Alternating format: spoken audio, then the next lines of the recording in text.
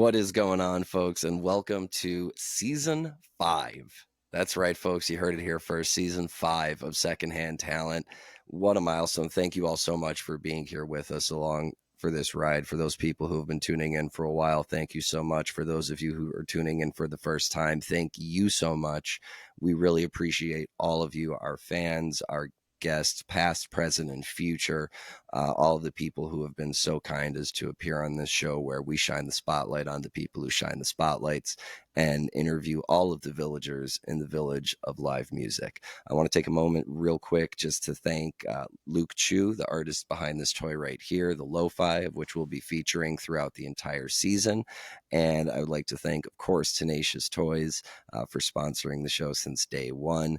But enough of all that. Let's get to it. We have with us, in honor of Days Between, a very, very, very, very special guest, folks. We have master luthier and founder of Scarlet Fire Guitars, Leo Elliott. Leo, welcome to the show. Welcome. Thanks for having me. Well, it is a genuine pleasure. I know this is something we've been talking about for a while, getting you on the show, and I'm so glad we're finally not just able to make it happen, but to kick off season 5. I wouldn't have had it any other way. Thank you so much. My pleasure. We're going to kick off this interview the same way we've kicked off the last 79. We've got to ask the question, Leo, the first time you and I had talked or you got wind of the podcast, Secondhand Talent, what did you think? What was the first thing that came to your mind when you heard the name?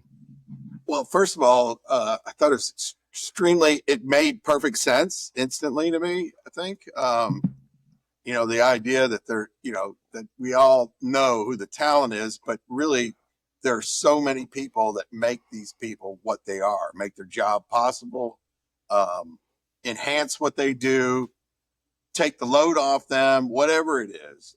So I think that in that vein, Secondhand Talent is apropos. Yeah, I thank you. I mean, that was a really eloquent response, and it's so amazing to me. Now on the precipice here of our 5th season.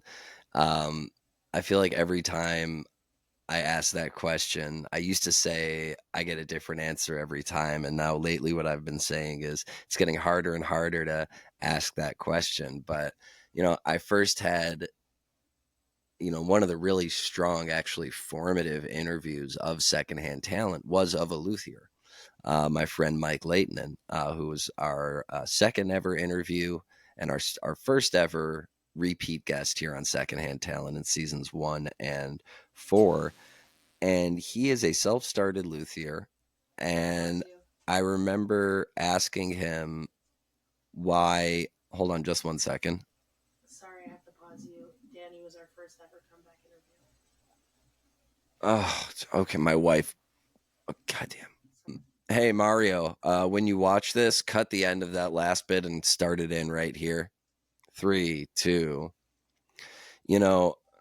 This was really inspired by a luthier. Mike Leighton was our second ever luthier. God damn it. 3, 2. This was really started in part by a luthier. Our second ever interview here and our second ever repeat guest for the second ever time on Secondhand Talent was Mike Leighton of MJL Guitars.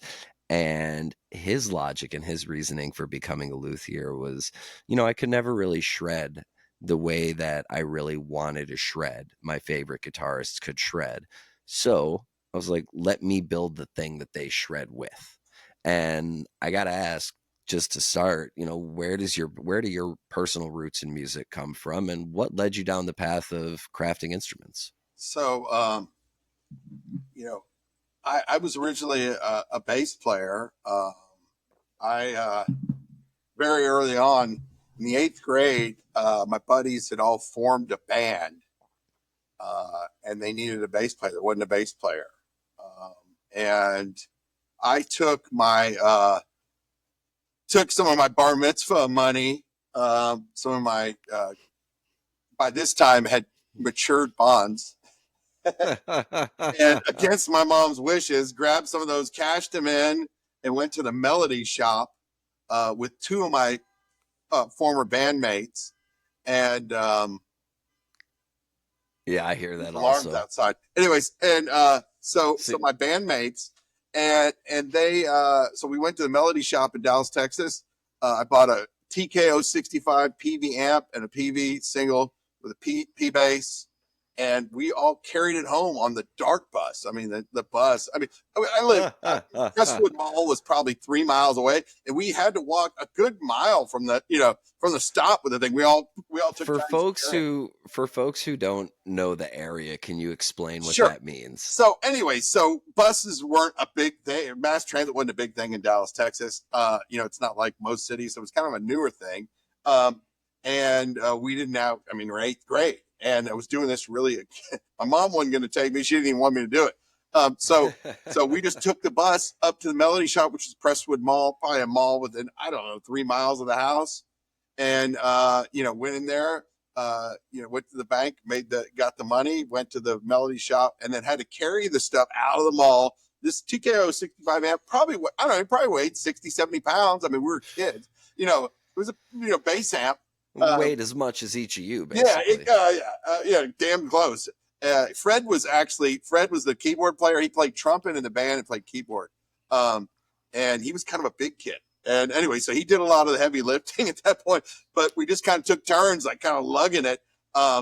And we got it to the band practice. My friend Danny Handler, who's since passed away of cancer, but amazing drummer, ended up going to North Texas, was in the 1 O'Clock Lab Band. I mean, was a real session player down in Austin. But anyway, so that was kind of how I got my start playing bass.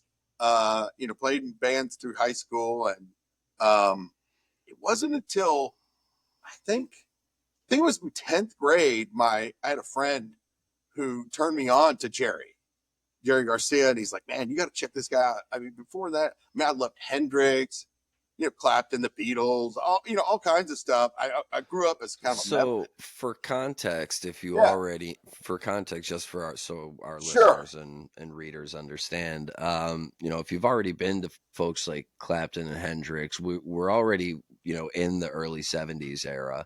Yeah. So about when were you introduced to Jerry's music? So that would have been okay. So anyways, I'm 53. So, Or 52. it would be 53. I'm close. I mean, it's my year. So anyways, the point, I'm 52 now. I was born in 72. I'm thinking, ahead of myself. But the point is, so I grew up on probably, heavy metal was real big in the 80s, and I love, I had a portable CD player, it was made by Toshiba. It literally was supposed to be portable. It took, I think, 6D batteries or something. I mean, it was huge. This battery pack that attached to it was the first one that came out, or you could plug it in and this big triangular battery came on the back. But there were only two discs available back then. Shout at the Devil and Led Zeppelin 4. And it was the original copy of Led Zeppelin 4 was horrible. I mean, like fidelity wise.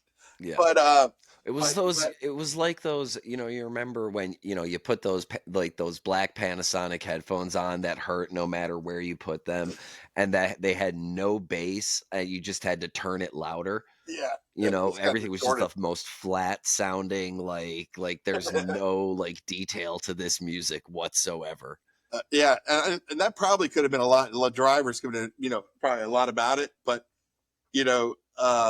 so, Black Sabbath, Ozzy, that kind of stuff. I was really into that as a young kid. And then kind of Led Zeppelin was kind of the first band I was really, really into. We had a place called Bill's Records and Tapes, which was like a underground record store within a couple miles of my house. And, if you knew Bill real well and he thought you were cool, he'd take you to the back. See all the cool stuff, the illegal stuff, the bootlegs and stuff like that. And we bought, my friends and I would get together and spend $70 back then on a double or 3 album set of Led Zeppelin live. Blueberry Hills was one, and a bunch of ones, like classic Zeppelin bootlegs that sounded like shit. I mean, they're probably a guy with a broom. They sounded like shit, but I feel like if you're a metal fan, like, you want that kind of atonal garage garbage sound in the first place, and Yeah. then second of all, I feel like especially live Zeppelin, especially Rip Boots, those are like, that's probably the easiest, smoothest segue transition from metal to rock and roll that exists. Sure. Yeah, yeah. That's where I got more a blues. I started to Like, get more blues thinking back. Kashmir, da-da-da, da-da-da, da-da-da, that's like, that's metal. Yeah, it is Like, kind of, yeah, it is kind of very heavy metal, and really heavy distortion, and and really blue, a lot of blues based. And mm, like I remember reading Hammer of the Gods, that first one of the first Zeppelin, uh like reading about the band and their, all the exploits, the time of the Orleans Hotel and the LA Forum and all the crazy, stuff. And I just love, I'm completely into rock and roll. And Zeppelin, I was just nuts over, like some AC/DC and stuff, but that was the first band I was just like really obsessed with. So, um, in high school, like in my band, I mean, I played with a really amazing guitar player, a guy named Matt Burnside, who was super talented. He had moved here, um, in the 10th grade, and we became fast friends. He was in our band. I mean, we were playing like Surfing with the Alien and oh, Joe wow. Satriani tunes, and I was playing I was two about to say hand that's the and sat yeah, that's really that's the satch back right there. boogie. Yeah. I mean, I was doing Yeah. two-handed tapping, decent Yeah. bass player. Yeah. So that's the kind of stuff we were doing. Like Nice. we rented for 11th grade, we rented out the high school auditorium and ran a show there. And it was packed. We had about, 300-400 people there. And Fuck yeah. yeah, our set list, like, so we played some Zeppelin and, uh, you know, two or three Satriani tunes and, anyways, a lot of In Excess. A singer loved In Excess, the Cult, like really Sure, eclectic group sure. stuff that we are going to do. But So where does Jerry come so in? Jerry comes in, between 10th and 11th grade, a guy named Mark Radjiff turned me on to Jerry, and he gave me this bootleg or something. Man, go check this guy out. He's deep. And all I could figure out is, man, dude, he's out of tune, and this sounds like shit. What is this? Like, I mean, that was my first. I wasn't like totally sold on the deal, but I started getting some better stuff. I picked up the, that double kind of best of that came out, had some really, early Dark Star and a couple stuff, Yep, yep. things on. I started to seize that there was something there, especially so I really dug the early Live Dead. That as I started to get into it, it's like I saw that there was something there. The idea of going to see the Dead. I mean, they didn't. I knew that they'd come to Dallas in '88, but this is right after, obviously, after that period, and and I did. I finally started, really trading in tapes, and the tapes, like we didn't have tape trees, but we had what was called the Lone Star Dead here in Dallas. It's one of the longest running Grateful Dead radio shows in the United States. It's still going, and so every Friday night, like the spring tour, like, spring tour show, like when they, this dude there, who can, another friend who passed away, ran this show. He would have the, like spring tour finished, we'd have the tapes, we'd have, hey, this is Cal Expo run. So it was kind of, you got in the idea of trading tapes and became friendly with them up there and getting shows and,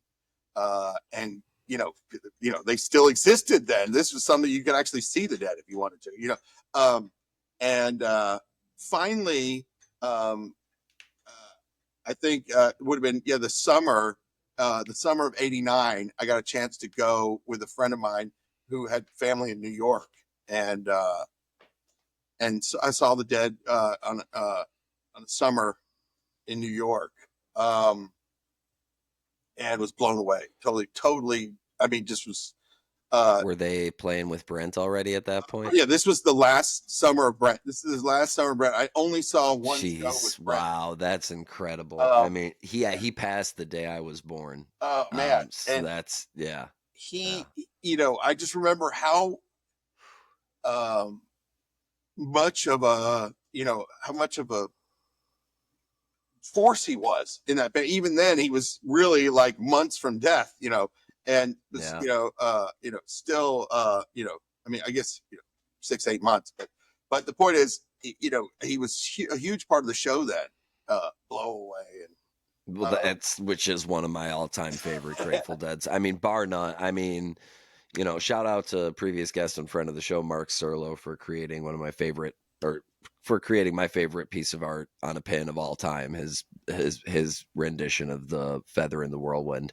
oh wow, love that. After I'll send you a picture, or I'll post one up here. But Sure. it is just one of my favorite, and that's really amazing to be able to have seen him.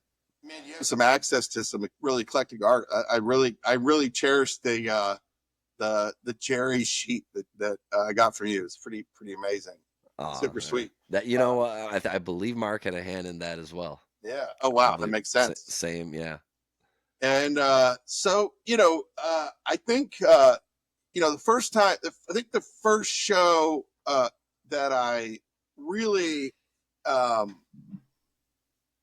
kind of got it and wasn't just just kind of just trying to see what was going on is in so I went to Tempe, Arizona. I had a girlfriend who lived in Tempe, and went to school out there, and I went out there on a bus and saw the two shows in the, I think it was in December of '90, and early December, and I remember they opened. I think the second day, I think they opened with a Victory in the Crime.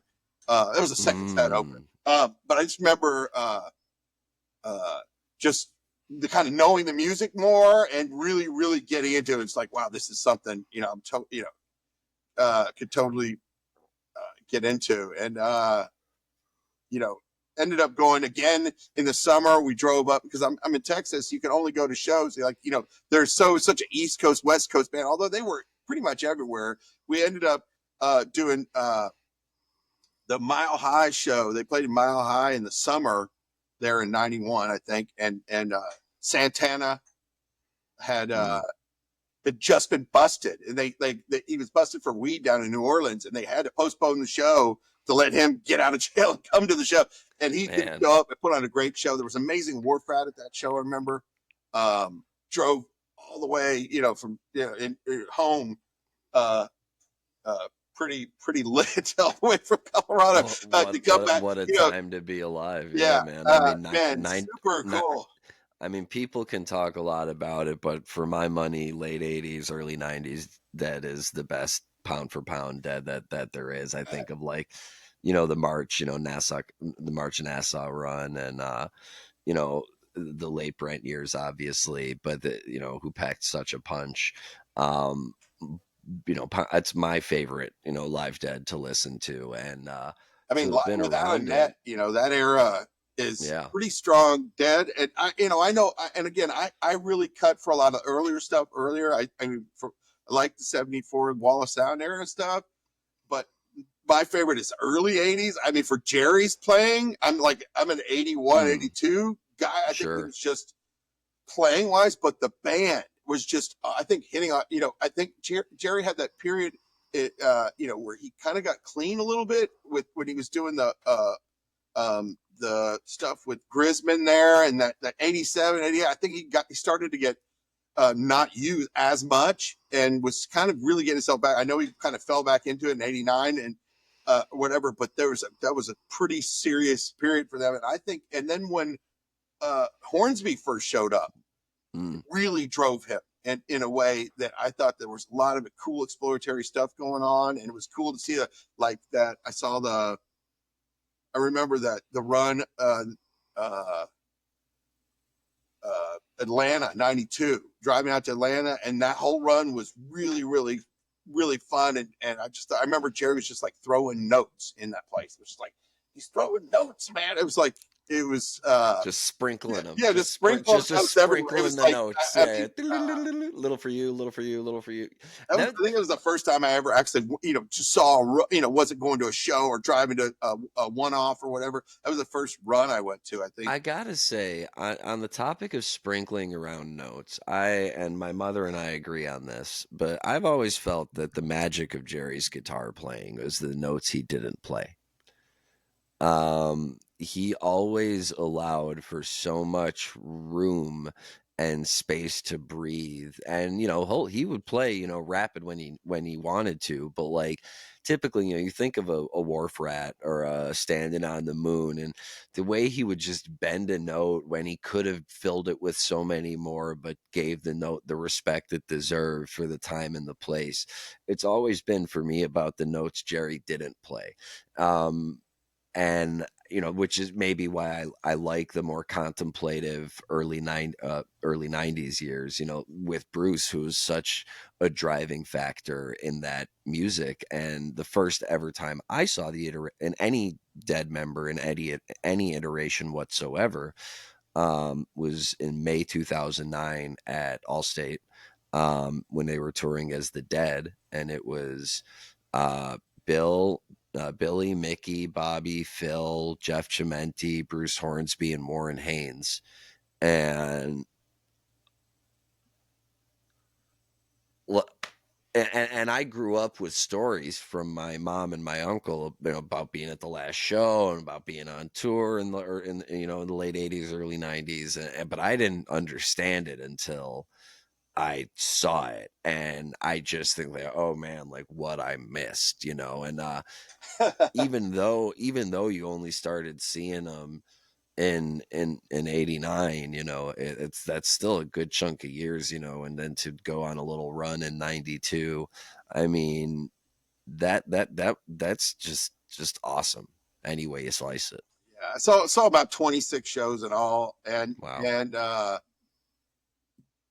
and I have so many of my friends, like friends that I even my age, that have been seeing him since the mid 80s, early 83. But these guys, it's just a matter of place. If you lived on the fucking East Coast, excuse my language, if you lived on the East Coast, you could just go around in your own backyard and see 15 shows, in a couple weeks, Yeah, between East Rutherford and the stadium and MSG, you could knock out. You could get it all taken care of, Connecticut, Yep. So Hartford or those runs, so it's just a matter of place. I had to actually go. So I never forget in the summer of 92, my friends and I, we all drove to Vegas to do the Vegas run, which was cool with Sting. That was 93 with Sting, but 92, we drove out there. We drove all night.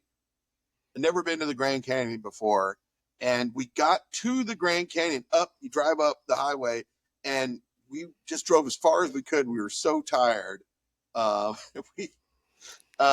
We decided to camp, like you could literally, it was like a lookout for, the Grand Canyon. You could literally, it's pitch black, but you could feel the thing there. I mean, you're like standing on the edge, and where the parking things are, and you're like, man, there's something out there, and we all went to sleep there on that little area. We got our bags out and whatever.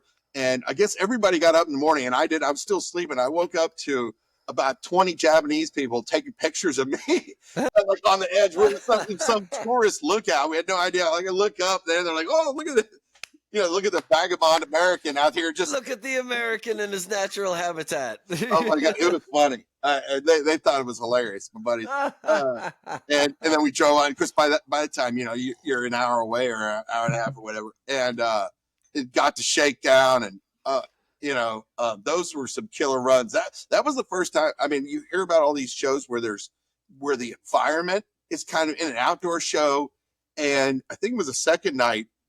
It's like during this Drums in Space, this massive purple nasty thunderstorm came up into the desert. Like it was off in the distance. It was just like crazy. And and they're like hitting the drums, and thunder, boom, is coming, like lightning. It was the first time it's like they're playing the weather. It was like I with never nature. You heard, oh, they're playing looks like rain, and starts raining. You hear all this stuff. But this is the first time I ever saw. Wow. you know, It's funny you say that specifically because I remember being, seeing fish play water in the sky or yeah, petrichor when it starts raining, yeah, like it's like, the way they kind of like, I was like, oh yeah, they know, or yeah. divided sky when it stops raining, or it's I've seen all three of those things happen, and they're all magical It's moments super to magical moments. experience. Yeah.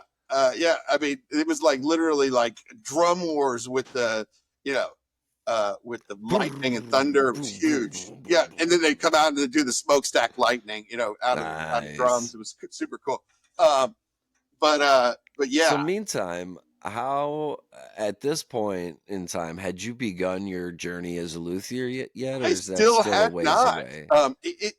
It's quite a bit farther till I start becoming a luthier. I did start playing guitar by 91, 92, 93. I started playing guitar. I still played bass, but I started playing guitar as an instrument and learning, and kind of I had some personal struggles at that time with substance abuse, and some of that time period is bittersweet for me, but uh, you know when Jerry did finally pass in '95. Uh, that October, I got turned on to fish. A buddy of mine Hmm. was doing the security there at the Fort Worth auditorium, and said, "Hey man, I think I can take you there and meet these guys." Oh wow. Running those security, my first show, and you know, and I'd had fish. Fish was like on the like as filler on some dead tapes and stuff, like Googly apparatus on a couple of just filler on the back of dead tapes and stuff. So I was not I familiar with saw you. it. I was like, man, what are these guys doing? Just thinking about cell parts. Um, so, but yeah, that was super cool, and I did get to meet the whole. I bet that I wanted to meet Trey. That was the machine gun Trey area. He was doing, Yep. all the machine gun whales. I mean, Life on Mars. It was just crazy first show, and I waited all night. I'm back there. I was drinking Lone Star beers with Mike, Paige, and John, waiting for Trey to come out, and he never comes out. I mean, like 45 minutes. We're like, these kids kind of, talking to them. They got, whatever. They're hanging out with whoever, and they were Yeah, super yeah, gracious, nice guys, really approachable back then, and so I was kind of, turned just, I mean, Jerry hadn't been dead, I don't know, a month or two, at that point.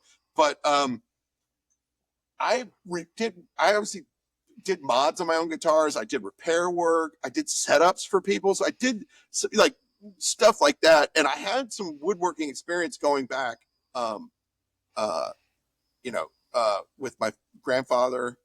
Um, and they had a commercial printing business, and they did a lot of they had to do a lot of maintenance and do welding and fixing stuff and stuff there in the shop. They had a guy there, this guy Johnny Mack, who was really good with his hands, did a jack of all trades, the kind of guy. But the truth is, it always it goes back to 2000. I mean, we're looking about 2010. It's damn near, almost 15, 20 years later before I start actually building guitars. And I had been in 2008, 9, and 10. I was actually in Ghana Hmm. mining. We had a gold mine, a couple of 25-acre concession gold mines that with my mother-in-law helped finance uh, and um, and successful. And I was living in the jungle in the dry time and mining and I had imported excavators and all this kind of stuff and doing the whole gold rush thing before gold rush happened. Um, Holy and uh, shit, that's wild. and my father-in-law got ill. He had got diagnosed with dementia, and they didn't want to put him in any kind of care, and they really needed help with them at the house. And if you had to put him in the shower, help him get up, do whatever I needed to be there. I couldn't be off in Africa or whatever. So that's Right. kind of where it started. I was like, well, I'm here. I'm here sitting all day. I can't do another job.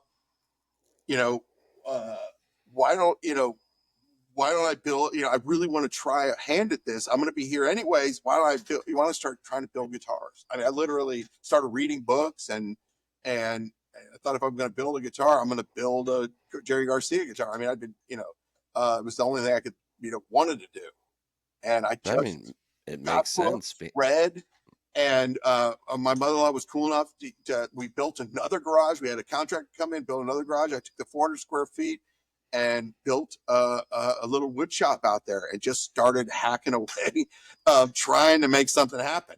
Literally, I cringe when I look at the guitars I made back then. But I mean, the first guitar I made, I sold to a guy on eBay in Germany. And I was like, wow, they paid me $1,500 for this thing. I mean, There you go. Well, hey, how long did it take you to turn around that first guitar? That first guitar took about a year. Okay. Took about a year because I mean, a lot of fits and starts, a lot of stuff that didn't make the cut. And finally got something worthwhile.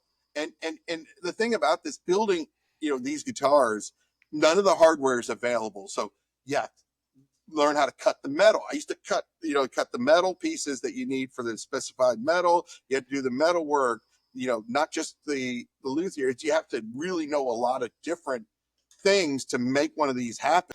So, when Mike was on the show from MJL Guitars, the previous luthier we've had on the show, he does a lot of woodworking and, was able to speak on a lot of the woodworking components. We filmed the episode last season in his studio, and you just talked about the more mechanical elements and more than just the bass and the body, because as our little Jerry is playing right here, when you're making a Bertha, which is already a custom guitar, you can't just go to your average Guitar Center and purchase those components. So what other elements of the guitar did you have to learn how to craft in order to create one of these replicas? Well, once you set your mind to it, you have to also be like a machinist, and the difference between the machinist and a woodworker, there are a lot of difference, but a woodworker deals in 1/16 of an inch, and a machinist deals in thousandths and tenths of thousands. The accuracy,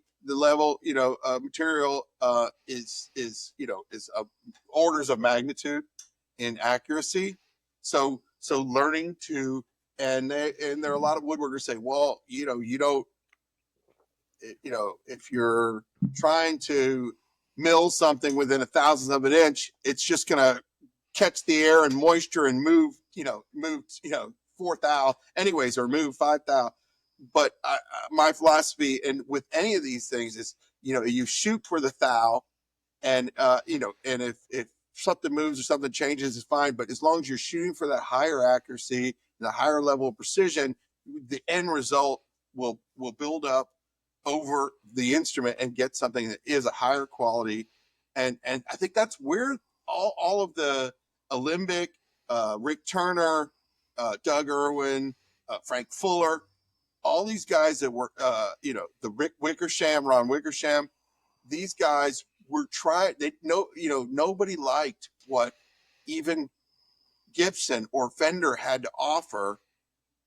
These production guitars that were not consistent. Maybe there'd be dead spots on the neck. And a lot of this had to do with just they didn't, lack of attention to detail. Was this an issue? I was going to ask, was this more of an issue of mass production than anything obviously. else? Yeah. Okay. I just want to, obviously. Sure. For our readers and viewers, just so they're aware, because what we're talking about here is, there was kind of a flooding of the market, so to speak, as the electric guitar became more and more popular. And the reason why a lot of musicians issued those mass-produced instruments is, like Leo was saying, that TLC, that tender love and care, that you show to each instrument, is, we could see you have some behind you. It really, it takes that personal touch and that personal affect and that extra mile and that real, putting your own blood, sweat, and tears into something to make it that much better, that much warmer, that much lighter, that much more personal, and therefore an altogether better instrument. Yeah. And I think that was and I think that was the philosophy, that they were. And the other thing is that Jerry liked things about Gibsons and things about Fenders, specific things that he wanted to bring together. Like he liked the Fender scale. He liked a 25/5 scale. He didn't like the short scale, which is standard, a Gibson, 24/7/5. And that's the length of the instrument from nut to bridge. And so he liked that longer scale, but again, he liked the long travel bridge, the bridge that they used to put on the Gibsons. He liked the way the bridge and a tailpiece, because it allows the string tension to pull back and get tension down on on the bridge itself, and get a better ringing of the note. I mean, they would take the nuts and they replace it with a brass nut to get rather than bone or plastic, depending on what it was, to get a more definition, more ring. They used machine brass bridge blocks. They put these huge, like in alembic basses and guitars, they'll put this huge piece of brass that sits under the bridge to give it that much weight and definition underneath. So they thought a lot about, what am I doing? Every little thing I could do to make this thing be ring out better, have the notes, every note be defined and play in a certain way. And that was kind of the philosophy that made these instruments, especially alembic, kind of took forward as a build philosophy, and just really were the Ferrari of its day. I mean, So talk to us a little bit about the man, the myth, the legend, Doug Irwin, who crafted Jerry's guitars, and what was special about him, and why he and Jerry worked together to develop his guitars. I mean, the story is that, and again, I did not meet Doug, started in 2010. It was not until 2019 that I actually finally got to meet Doug. And really, for all this time, nobody really knew where the guy was. I mean, there were rumors that he was sick, he died, he was whatever. Can I ask this real quick? Sure. So, I mean, obviously people knew who he was, right? Or who he is. But I think that's just kind of like quintessential secondhand talent right there, is that like you're kind of like you've been lost to the sands of time because you just don't want to be seen. And that's a pretty incredible thing to be able to pull off. It's kind of an interesting thing. And it all has to go back to the way he was treated with the guitars being willed to him. I mean, Jerry specifically, if you think about it, this is a strong thing. Jerry passes away and he's got things in his will about, hey, I want my daughters and my family to get so much money. I want this and this. But the only thing he really gives away are his guitars. And he gives them, he mentions his brother in his will, but generally the only specific bequeathment he has in his will is to give the guitars back to their maker. And wow. And from what I understand, Bob and the drummers got together to sue him to say, hey, he didn't own these guitars, and there was a lawsuit, and it was actually Phil who stepped in and had a deposition and said, Jerry would be rolling over his grave. This is ridiculous. This guy, Eric Larson, who's a good friend of mine, saw the Dead since the early 80s and he was part of, there's a website called Dozen.com. And it's very old, but it's the first compilation of the guys that were trying to see the gear that the Dead used. And it's like a compilation website. It's been up forever, but the information that is on that website is this guy, Dave Fontaine, and Eric Larson got together with all the roadies. There's pictures of them with the Healy behind the soundboard. I mean, they knew these guys. They would get back and get the information, all the information they could get about Jerry's amps, the basses, the guitar, all that kind of stuff. They all compiled on this thing. And that was some of the first information I ever had about how to build one of these things. It's amazing. It's amazing to hear that, because that was before my time. And part of the inspiration for this show is the Wall of Sound tour, Sure. and the idea that there are so many, dozens and dozens of crew members going across the country for 3 years building this massive experiment in sound, and how many of them can the average fan name today. And it's so sad that all those stories have been lost to time. And that's part of why Secondhand Talent exists, is to platform the stories of those folks who make live music happen. That was a Ramrod, Steve, all, Big Steve's, but when their Ramrod's passed, but so some of these guys are still around, but not a lot. yeah, not enough, and it's a Not enough. shame that their stories were never, cared for or recorded in the same way. I mean, no shade on the band whatsoever, Oh, but sure. like the band were, like you said, they knew who the star was, but we knew that the band were the stars. It wasn't that we're Secondhand Talent for a reason, but at the same time, we can acknowledge that it is a shame that those stories mostly are lost to time. You're absolutely right. So, and I always thought the whole Wall of Sound thing was amazing. It must have been incredible. And everybody I know, I have one friend who was at Watkins Glen, and someone early on I met in this process, and he saw several Wall of Sound shows, and he talked about it was just the sound and fidelity was amazing. And what I've been spending my time with recently redoing this mission control base, which was made to interface with the Wall of Sound. So I've been thinking a lot about that. And obviously it's the 50th anniversary of the Wall of Sound last year, and moving into now, the recording of Blues for Allah. Yep. And this has been Help a slip project. Frank. Yeah. So, but yeah, I think so. Getting back to Doug, and so the point is, this guy Eric, who has been a friend of mine, and I never had actually met at this point, but I met it. There was an old thing called Are You Kind? Are You Kind was a forum, and it was on forever, and it was where musicians would talk about. There was a gear part, and they would talk about guitars, and without that Are You Kind, I would never got my start. I sold probably my first 12 or 14 guitars on that forum. And were you strictly making replicas, or were you making all sorts of I guitars? went straight. I made started making wolves, and within 3 or 4 years, I made my first Tiger, and I made some Rosebuds. I probably made 70 or 80 guitars at this point, but that's all I was making. And everyone I was improving. At first, I was just using like the best photos I could get and doing comparative measuring, using calipers and known measurements, and trying to figure out, because there's no plans for this, Right, so right. how this is put together and how this happens, from little pieces of articles, little stuff here and there.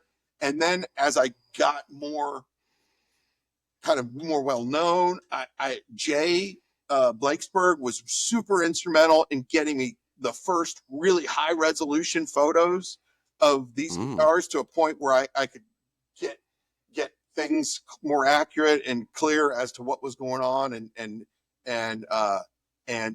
he was super cool to me. I mean, at the time of this taping, Jay may or may not be on later this season. So. Oh yeah, and so Jay was super cool to me, and I think so. It was finally in.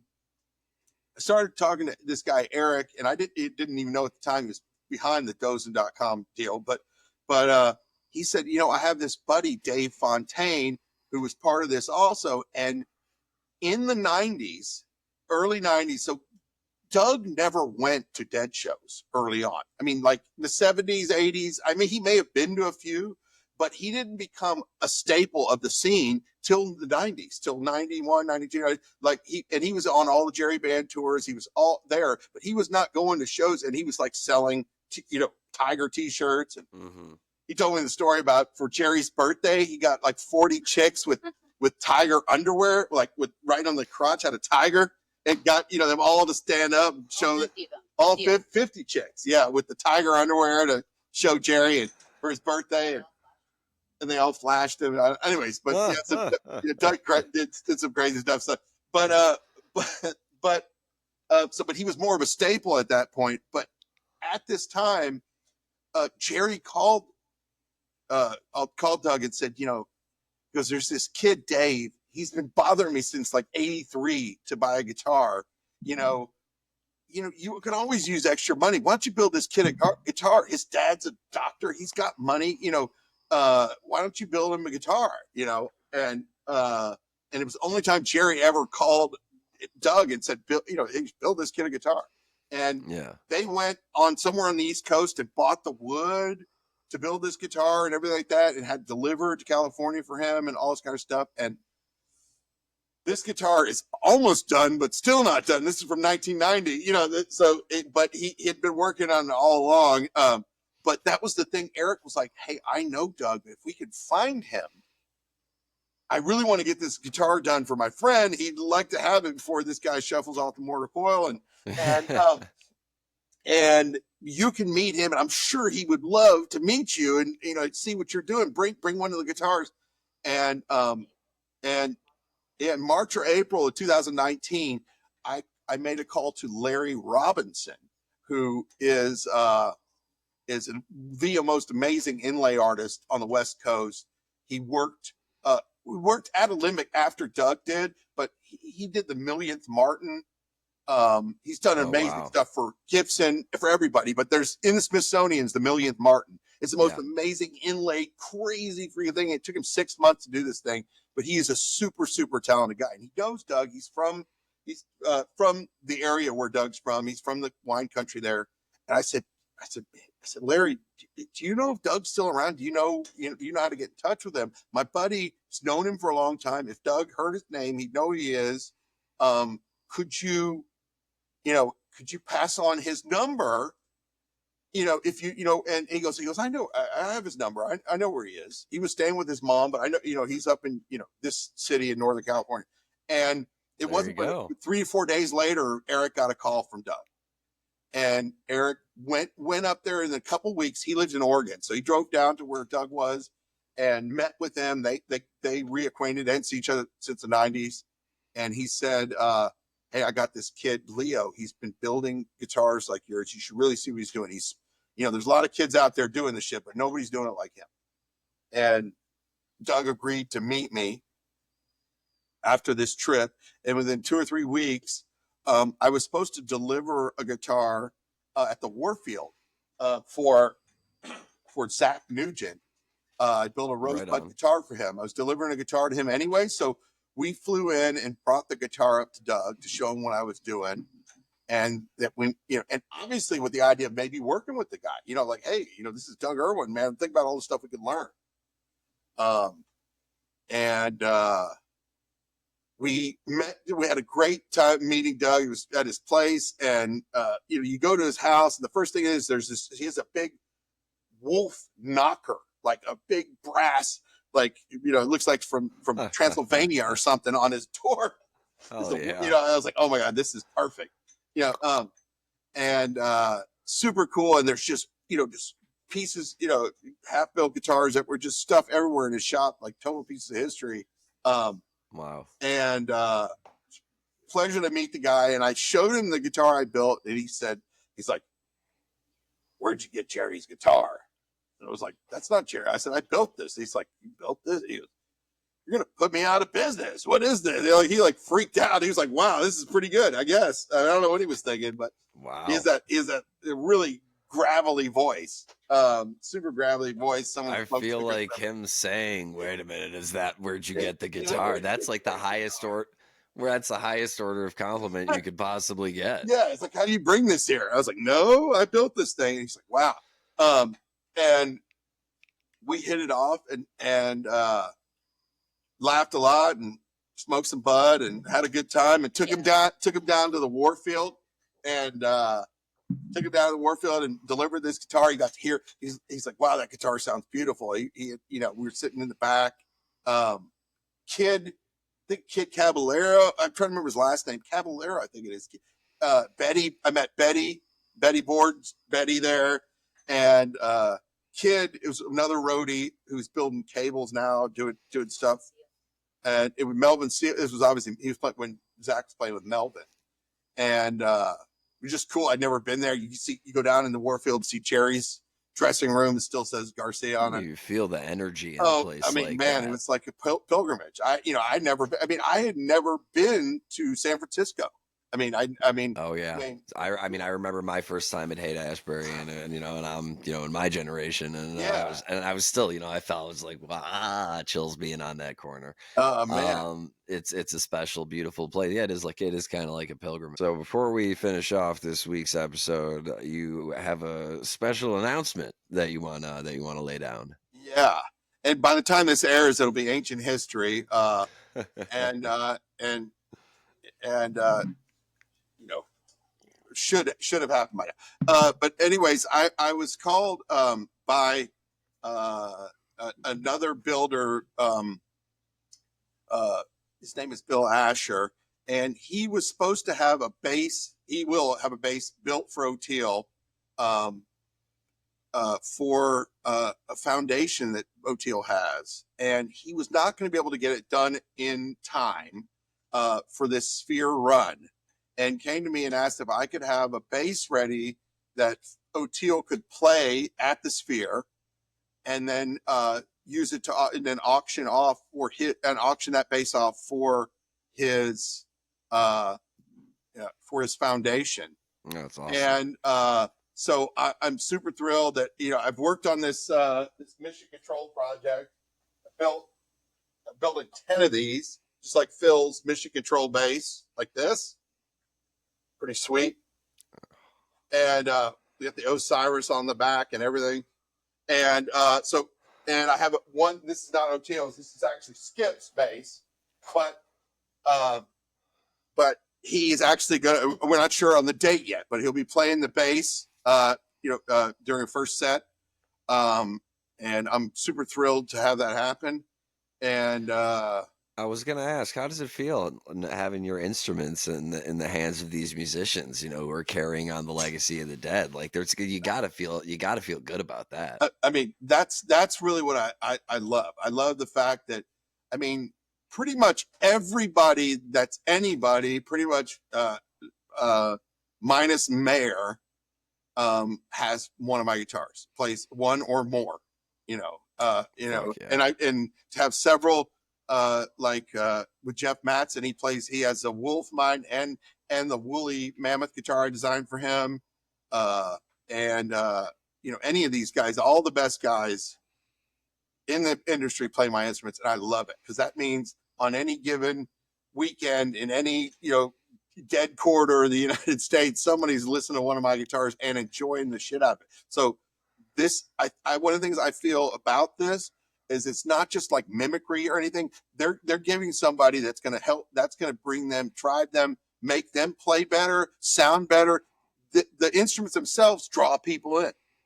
They draw. Yeah. The instruments are crowd draws. And like there's this kid, I don't know if you're familiar with Dogs in the Pile, but I'm going to see them in November. I'm not sure. It'll be a few months after the time of this airs. He may have my instrument by now. And I'm building a guitar for Jimmy Law.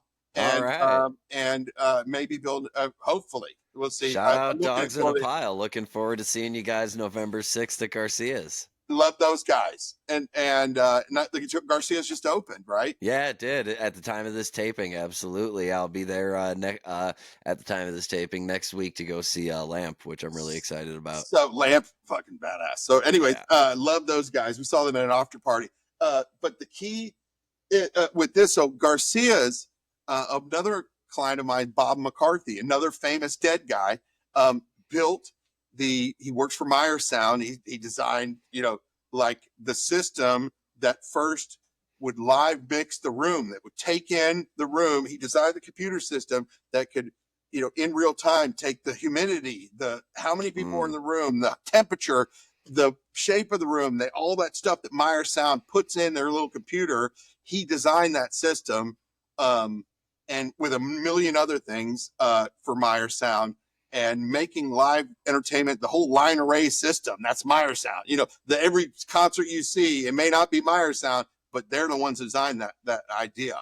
And it's amazing to be able to be not just the influence and influenced by, but to also carry on the legacy. And for everything.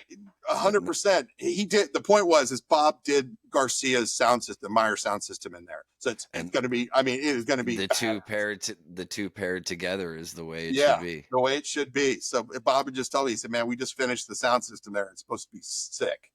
Well, I can't wait to be there. It'll be secondhand talent at the second generation of some firsthand music.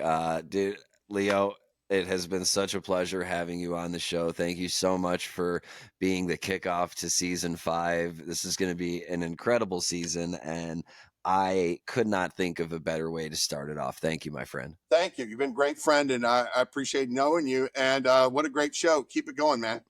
Thank you so much. Thanks again to Tenacious Toys. Thanks to Luke Chu. We're looking forward to bringing out everything that this season has to offer. For Steiner, this has been an episode of Secondhand Talent, and we will see you next Wednesday. See you on the flip side. That's a podcast. There we go. Thank you.